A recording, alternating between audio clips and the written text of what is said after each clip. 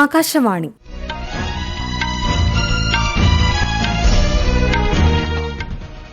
നമസ്കാരം. വാർത്തകൾ വായിക്കുന്നത് അഞ്ജന പുതിയമഠം.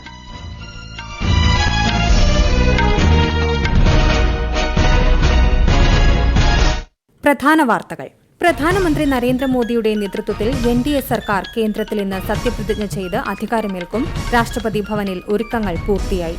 വിവിധ രാഷ്ട്രത്തലവന്മാർ ഉൾപ്പെടെയുള്ള പ്രമുഖ വിദേശ നേതാക്കൾ സത്യപ്രതിജ്ഞാ ചടങ്ങിൽ വിശിഷ്ട അതിഥികളാകും. രാഷ്ട്രപതി ദ്രൌപദി മുർമു സംഘടിപ്പിക്കുന്ന വിരുന്നിലും നേതാക്കൾ പങ്കെടുക്കും. സിക്കിം മുഖ്യമന്ത്രിയായി പ്രേംസിംഗ് തമാങ് നാളെ സത്യപ്രതിജ്ഞ ചെയ്യും. 15ാം കേരള നിയമസഭയുടെ 11ാം സമ്മേളനത്തിന് നാളെ തുടക്കം. ബജറ്റിലെ ധനാഭ്യർത്ഥനകൾ പാസാക്കുന്നതിന് പ്രഥമ പരിഗണന. 2020 ലോകകപ്പ് ക്രിക്കറ്റിൽ ഇന്ത്യ പാകിസ്ഥാൻ മത്സരം രാത്രി 8-ന്. ഫ്രഞ്ച് ഓപ്പൺ പുരുഷ സിംഗിൾസ് ഫൈനൽ ഇന്ന് വൈകിട്ട്. വാർത്തകൾ വിശദമായി. പ്രധാനമന്ത്രി നരേന്ദ്രമോദിയുടെ നേതൃത്വത്തിൽ എൻഡിഎയുടെ പുതിയ സർക്കാർ കേന്ദ്രത്തിൽ ഇന്ന് സത്യപ്രതിജ്ഞ ചെയ്ത് അധികാരമേൽക്കും. രാഷ്ട്രപതി ഭവനിൽ വൈകിട്ട് 7:15 നടക്കുന്ന ചടങ്ങിൽ രാഷ്ട്രപതി ദ്രൌപദി മുർമു സത്യവാചകം ചൊല്ലിക്കൊടുക്കും. കേന്ദ്രത്തിൽ പുതിയ മന്ത്രിസഭ അധികാരമേൽക്കുന്ന സത്യപ്രതിജ്ഞാ ചടങ്ങുകൾക്ക് രാഷ്ട്രപതി ഭവനിൽ ഒരുക്കങ്ങൾ അവസാനഘട്ടത്തിലാണ്. വിവിധ രാഷ്ട്രത്തലവന്മാർ ഉൾപ്പെടെയുള്ള നേതാക്കൾ ചടങ്ങിൽ വിശിഷ്ട അതിഥികളാകും. ശ്രീലങ്കൻ പ്രസിഡന്റ് റെനിൽ വിക്രമസിംഗെ, മാലിദ്വീപ് president doctor Muhammad Muizzu, Seychelles vice president Ahmed Afif, Bangladesh പ്രധാനമന്ത്രി ഷെയ്ഖ് ഹസീന, മൌറീഷ്യസ് പ്രധാനമന്ത്രി പ്രവിന്ദ് കുമാർ ജുഗ്നാഥ്, നേപ്പാൾ പ്രധാനമന്ത്രി പുഷ്പ കമാൽ ദഹൽ പ്രചണ്ഡ, ഭൂട്ടാൻ പ്രധാനമന്ത്രി ഷെറിംഗ് ടോബ്ഗെ തുടങ്ങിയവരാണ് സത്യപ്രതിജ്ഞാ ചടങ്ങിൽ പങ്കെടുക്കുന്ന പ്രമുഖ വിദേശ നേതാക്കൾ. തുടർന്ന് രാഷ്ട്രപതി ഭവനിൽ പ്രസിഡന്റ് ദ്രൌപദി മുർമു സംഘടിപ്പിക്കുന്ന വിരുന്നിലും നേതാക്കൾ പങ്കെടുക്കും. വെള്ളിയാഴ്ചയാണ് ശ്രീ നരേന്ദ്രമോദി രാഷ്ട്രപതിയെ കണ്ട് സർക്കാർ രൂപീകരണത്തിന് അവകാശവാദം ഉന്നയിച്ചത്. നേരത്തെ ബിജെപി ദേശീയ അധ്യക്ഷൻ ജെ.പി. നദ്ദയുടെ നേതൃത്വത്തിൽ രാഷ്ട്രപതിയെ കാണുകയും ബിജെപി പാർലമെന്ററി പാർട്ടി നേതാവായി തെരഞ്ഞെടുത്തതായി അറിയിക്കുകയും ചെയ്തിരുന്നു. നിയുക്ത പ്രധാനമന്ത്രി നരേന്ദ്രമോദി രാഷ്ട്രപിതാവ് മഹാത്മാഗാന്ധിക്ക് ശ്രദ്ധാഞ്ജലി അർപ്പിച്ചു. സത്യപ്രതിജ്ഞാ ചടങ്ങിൽ പങ്കെടുക്കുന്നതിന് മുന്നോടിയായി ന്യൂഡൽഹിയിൽ രാഷ്ട്രപിതാവ് അന്ത്യവിശ്രമം കൊള്ളുന്ന രാജ്ഘട്ടിൽ അദ്ദേഹം പുഷ്പാർച്ചന നടത്തി. തുടർന്ന് ദേശീയ യുദ്ധസ്മാരകത്തിൽ ശ്രീ നരേന്ദ്രമോദി പുഷ്പചക്രം സമർപ്പിച്ചു. സത്യപ്രതിജ്ഞാ ചടങ്ങിന്റെ പശ്ചാത്തലത്തിൽ രാജ്യതലസ്ഥാനത്ത് കനത്ത സുരക്ഷ ഏർപ്പെടുത്തി. വിദേശ രാഷ്ട്രത്തലവന്മാരും പ്രതിനിധികളും പങ്കെടുക്കുന്നതിനാൽ ത്രിതല സുരക്ഷാ സംവിധാനമാണ് ഒരുക്കിയിട്ടുള്ളത്. നഗരത്തിൽ പാരാഗ്ലൈഡറുകൾ, പാരാമോട്ടറുകൾ, ഹാങ് ഗ്ലൈഡറുകൾ, ഡ്രോണുകൾ, ഹോട്ട് എയർ ബലൂണുകൾ എന്നിവ പറത്തുന്നത് ഡൽഹി പോലീസ് നിരോധിച്ചു. ഇന്നും നാളെയും ഈ നിരോധനം തുടരും. നഗരത്തിലെ വിവിധ റോഡുകളിൽ ഇന്നുച്ചയ്ക്ക് 2 മണി മുതൽ രാത്രി 11 മണിവരെ ഗതാഗത നിയന്ത്രണവും ഏർപ്പെടുത്തിയിട്ടുണ്ട്. സത്യപ്രതിജ്ഞാ ചടങ്ങ് ആകാശവാണി ഡൽഹി നിലയം രാഷ്ട്രപതി ഭവനിൽ നിന്ന് തത്സമയം പ്രക്ഷേപണം ചെയ്യും. ചടങ്ങിന്റെ നേരിട്ടുള്ള പ്രക്ഷേപണം വൈകിട്ട് 6:45 മുതൽ FM gold, Indraprastha, Akashvani live news ചാനലുകളിൽ കേൾക്കാം. ഈ പ്രക്ഷേപണം ആകാശവാണിയുടെ യൂട്യൂബ് ചാനലായ ആകാശവാണി AIRലും തത്സമയം കാണാം. തിരുവനന്തപുരം, അഹമ്മദാബാദ്, ബംഗളൂരു, ചെന്നൈ, കട്ടക്, ഗുവാഹത്തി, ഹൈദരാബാദ്, ഇംഫാൽ, കൊൽക്കത്ത, മുംബൈ എന്നിവിടങ്ങളിലെ ആകാശവാണി സ്റ്റേഷനുകൾ പ്രാദേശിക ഭാഷകളിൽ വിവരണം പ്രക്ഷേപണം ചെയ്യും. ലോക്സഭാ തെരഞ്ഞെടുപ്പിലെ വിജയത്തിൽ പ്രധാനമന്ത്രി നരേന്ദ്രമോദിക്ക് അഭിനന്ദനം അറിയിച്ച ഒമാൻ, സൌദി അറേബ്യ ഉൾപ്പെടെയുള്ള മിഡിൽ ഈസ്റ്റ് രാജ്യങ്ങളിലെ നേതാക്കൾക്ക് വിദേശകാര്യ മന്ത്രാലയ വക്താവ് രൺധീർ ജയ്സ്വാൾ നന്ദി പറഞ്ഞു. സൌദി അറേബ്യയുടെ കിരീടാവകാശി Mohammed bin Salman Al Saud, Oman സുൽത്താൻ ഹൈതം ബിൻ താരിഖ് എന്നിവരെയാണ് വിദേശകാര്യ മന്ത്രാലയ വക്താവ് നന്ദി അറിയിച്ചത്. തെരഞ്ഞെടുപ്പിലെ വിജയത്തിൽ ശ്രീ നരേന്ദ്രമോദിയെ അഭിനന്ദിച്ചതിന് ചൈനീസ് വിദേശകാര്യ മന്ത്രാലയത്തിനും രൺധീർ ജയ്സ്വാൾ നന്ദി പറഞ്ഞു. കോൺഗ്രസ് പാർലമെന്ററി പാർട്ടി നേതാവായി സോണിയാഗാന്ധി എംപിയെ വീണ്ടും തെരഞ്ഞെടുത്തു. ഇന്നലെ വൈകുന്നേരം ചേർന്ന പാർലമെന്ററി പാർട്ടി യോഗത്തിൽ കോൺഗ്രസ് അധ്യക്ഷൻ മല്ലികാർജ്ജുൻ ഖാർഗെയാണ് സോണിയാഗാന്ധിയുടെ പേര് നിർദ്ദേശിച്ചത്. സോണിയാഗാന്ധി ഇത്തവണ രാജസ്ഥാനിൽ നിന്നാണ് രാജ്യസഭയിലേക്ക് തെരഞ്ഞെടുക്കപ്പെട്ടത്. സിക്കിം മുഖ്യമന്ത്രിയായി പ്രേംസിംഗ് തമാങ് നാളെ സത്യപ്രതിജ്ഞ ചെയ്യും. ഗാംഗ്ടോക്കിലെ പാൽജോർ സ്റ്റേഡിയത്തിൽ വൈകുന്നേരം 4 മണിക്കാണ് സത്യപ്രതിജ്ഞാ ചടങ്ങ്. മുഖ്യമന്ത്രിയോടൊപ്പം മറ്റ് മന്ത്രിമാരും സത്യപ്രതിജ്ഞ ചെയ്ത് സ്ഥാനമേൽക്കും. ഗവർണർ ലക്ഷ്മൺ പ്രസാദ് ആചാര്യ സത്യവാചകം ചൊല്ലിക്കൊടുക്കും. ഇത് 2ാം തവണയാണ് ശ്രീ തമാങ് മുഖ്യമന്ത്രിയാകുന്നത്. നീറ്റ് പരീക്ഷയിൽ 1500-ലേറെ ഉദ്യോഗാർത്ഥികൾക്ക് ഗ്രേസ് മാർക്ക് നൽകിയത് പുനഃപരിശോധിക്കുന്നതിന് കേന്ദ്ര വിദ്യാഭ്യാസ മന്ത്രാലയം 4-അംഗ സമിതിയെ ചുമതലപ്പെടുത്തി. NTA director general Subodh Kumar Singh ന്യൂഡൽഹിയിൽ വാർത്താസമ്മേളനത്തിൽ അറിയിച്ചതാണ് ഇക്കാര്യം. UPSC മുൻ ചെയർമാനായിരിക്കും സമിതിയുടെ അധ്യക്ഷൻ.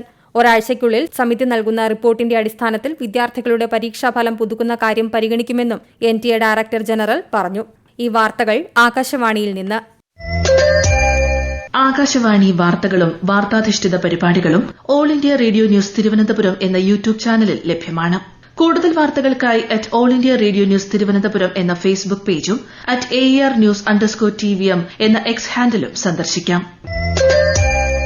2020 ലോകകപ്പ് ക്രിക്കറ്റിൽ ഇന്ത്യ ഇന്ന് പാകിസ്ഥാനെ നേരിടും. രാത്രി 8 മണിക്ക് ന്യൂയോർക്കിലാണ് മത്സരം. ആദ്യ മത്സരത്തിൽ അമേരിക്കയോട് പരാജയപ്പെട്ട പാകിസ്ഥാന് ഇത് നിർണായക മത്സരമാണ്. India, America, Canada, Pakistan, Ireland എന്നീ ടീമുകൾ ഉൾപ്പെട്ട ഗ്രൂപ്പ് എയിൽ നിലവിൽ അമേരിക്കയാണ് ഒന്നാമത്. പട്ടികയിൽ ഇന്ത്യ രണ്ടാമതും പാകിസ്ഥാൻ നാലാമതുമാണ്. രാത്രി 10:30 നടക്കുന്ന ഗ്രൂപ്പ് ബി മത്സരത്തിൽ ഒമാൻ സ്കോട്ട്ലൻഡിനെ നേരിടും. ഗ്രൂപ്പ് സിയിൽ ഇന്ന് നടന്ന മത്സരത്തിൽ വെസ്റ്റ് ഇൻഡീസ് ഉഗാണ്ടയെ 134 റൺസിന് തോൽപ്പിച്ചു. ഫ്രഞ്ച് ഓപ്പൺ ടെന്നീസിന്റെ പുരുഷ സിംഗിൾസ് ഫൈനലിൽ സ്പാനിഷ് താരം കാർലോസ് അൽക്കാരസും ജർമ്മനിയുടെ അലക്സാണ്ടർ സ്വരേവും ഏറ്റുമുട്ടും. റോളണ്ട് ഗാരോസിൽ ഇന്ന് വൈകിട്ട് 6-നാണ് മത്സരം. ഇന്നലെ നടന്ന വനിതാ സിംഗിൾസിന്റെ കലാശക്കളിയിൽ ലോക 1-ാം നമ്പർ താരം പോളണ്ടിന്റെ ഇഗ സ്വിയാടെക് കിരീടം ചൂടി. 15-ാം കേരള നിയമസഭയുടെ 11-ാം സമ്മേളനം നാളെ ആരംഭിക്കും. 2024-25 സാമ്പത്തിക വർഷത്തേക്കുള്ള ബജറ്റിലെ ധനാഭ്യർത്ഥനകൾ വിശദമായി ചർച്ച ചെയ്ത് പാസാക്കുന്നതിനാണ് സമ്മേളനത്തിൽ പ്രഥമ പരിഗണന. ഈ മാസം 11 മുതൽ അടുത്ത മാസം 8 വരെ 13 ദിവസം ധനാഭ്യർത്ഥനകൾ ചർച്ച ചെയ്ത് പാസാക്കും. 2024-ലെ കേരള പഞ്ചായത്ത് രാജ് 2-ാം ഭേദഗതി ബിൽ, കേരള മുനിസിപ്പാലിറ്റി 2-ാം ഭേദഗതി ബിൽ എന്നിവ സമ്മേളനത്തിൽ അവതരിപ്പിക്കും. ആകെ 28 ദിവസമാണ് സഭ സമ്മേളനം ചേരുന്നത്. നടപടിക്രമങ്ങൾ പൂർത്തീകരിച്ച് ജൂലൈ 25-ാം തീയതി സമ്മേളനം അവസാനിപ്പിക്കുന്ന രീതിയിലാണ് നിലവിൽ സമയക്രമം നിശ്ചയിച്ചിട്ടുള്ളത്. ഇന്നലെ അന്തരിച്ച മാധ്യമ വ്യവസായ രംഗത്തെ അതികായനായ റാമോജി റാവുവിന്റെ സംസ്കാര ചടങ്ങുകൾ ഔദ്യോഗിക ബഹുമതികളോടെ നടത്താൻ തെലങ്കാന സർക്കാർ തീരുമാനിച്ചു. സംസ്കാരം ഇന്ന് ഹൈദരാബാദിലെ റാമോജി ഫിലിം സിറ്റിയിൽ നടക്കും. അദ്ദേഹത്തോടുള്ള ആദരസൂചകമായി ആന്ധ്രാപ്രദേശ് സർക്കാർ ഇന്നും നാളെയും ദുഃഖാചരണം പ്രഖ്യാപിച്ചു. ഈ ദിവസങ്ങളിൽ സംസ്ഥാനത്തുടനീളമുള്ള എല്ലാ ഔദ്യോഗിക സ്ഥാപനങ്ങളിലും ദേശീയ പതാക പകുതി താഴ്ത്തിക്കെട്ടും. ഔദ്യോഗിക വിനോദ പരിപാടികളും ഒഴിവാക്കിയിട്ടുണ്ട്. കേരളത്തിൽ ഇന്ന് അർദ്ധരാത്രി മുതൽ ട്രോളിംഗ് നിരോധനം. ആഴക്കടൽ മത്സ്യബന്ധനത്തിന് 51 ദിവസത്തെ അവധി നൽകുന്ന ട്രോളിംഗ് നിരോധനം അടുത്ത മാസം 31-ന് അവസാനിക്കും. ഇതര സംസ്ഥാന മത്സ്യബന്ധനയാനങ്ങളെല്ലാം തീരം വിട്ടുപോകണമെന്ന് അധികൃതർ നിർദ്ദേശിച്ചു.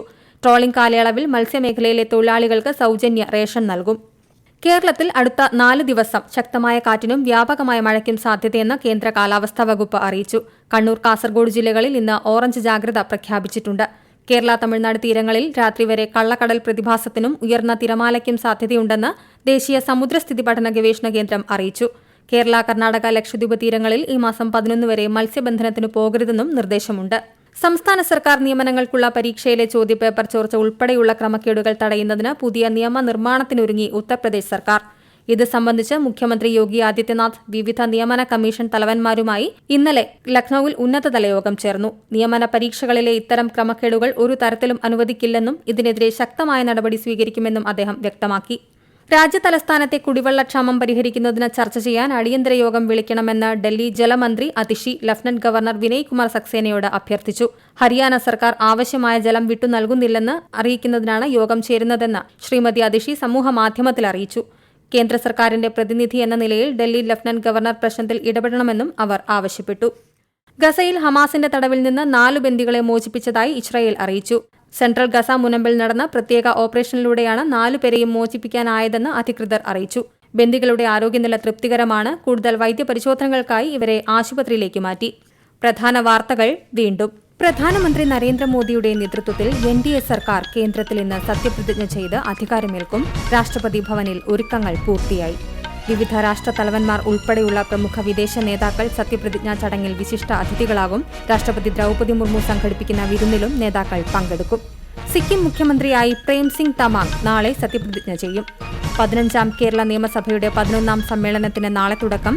ബജറ്റിലെ ധനാഭ്യർത്ഥനകൾ പാസാക്കുന്നതിന് പ്രഥമ പരിഗണന.